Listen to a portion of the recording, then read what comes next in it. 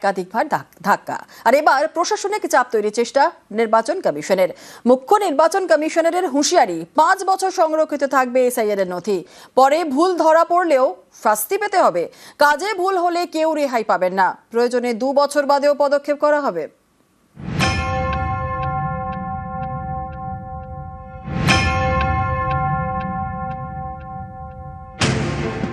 SIR নিয়ে আইনি যুদ্ধে একাধিকবার ধাক্কা খেয়েছে নির্বাচন কমিশন।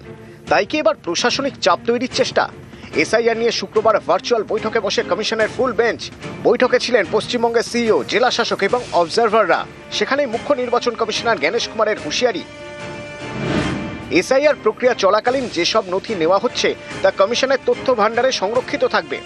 1 বছর বা 2 বছরের জন্য নয়, 5 বছরের জন্য সংরক্ষিত থাকবে।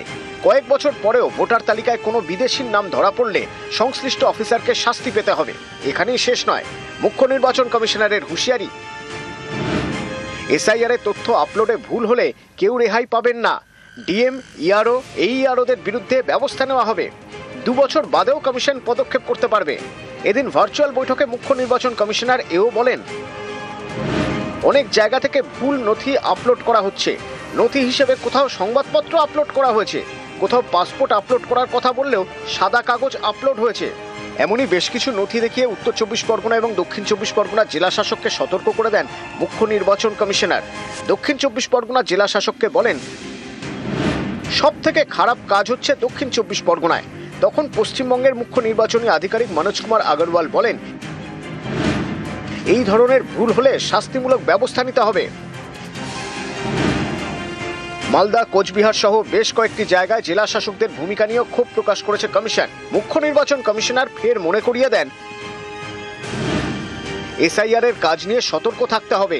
এই কাজ সঠিক এবং নিখুঁতভাবে করতে হবে। অপ্রাসঙ্গিক তথ্য আপলোড করা যাবে না। অভিযোগ নিষ্পত্তির জন্য নির্দিষ্ট নথির বাইরে অন্য কোনো নথি নেওয়া যাবে না। ভালো মানের কাজ চাই। ভোটার তালিকায় অনৈতিকভাবে কোনো নাম যেন না ঢোকে অথবা বাদ যায়। 5 দিনে 1 কোটি ভোটারের নথি আপলোড করা হয়েছে। এই নথিগুলো কি যাচাই করা হয়েছে? কারা যাচাই করেছেন? সব নথি ফের যাচাই করতে হবে। চূড়ান্ত ভোটার তালিকা থেকে যাতে কোনো ভারতীয় নাম বাদ না যায় সেটা নিশ্চিত করতে হবে। ভোটার তালিকায় কোনো বিদেশির নাম যাতে না থাকে সেটাও নিশ্চিত করতে হবে। এসআইআর প্রক্রিয়ায় একের পর এক ভুল নথি কেন আপলোড করা হচ্ছে তা নিয়ে কার্যত ক্ষোভ প্রকাশ করলেন দেশের মুখ্য নির্বাচন কমিশনার জ্ঞানেশ কুমার। তার সাথে এও বুঝিয়ে দিলেন, কোনো অফিসারই জাতীয় নির্বাচন কমিশনের হাত থেকে রেহাই পাবেন না যদি তিনি ভুল করে থাকেন।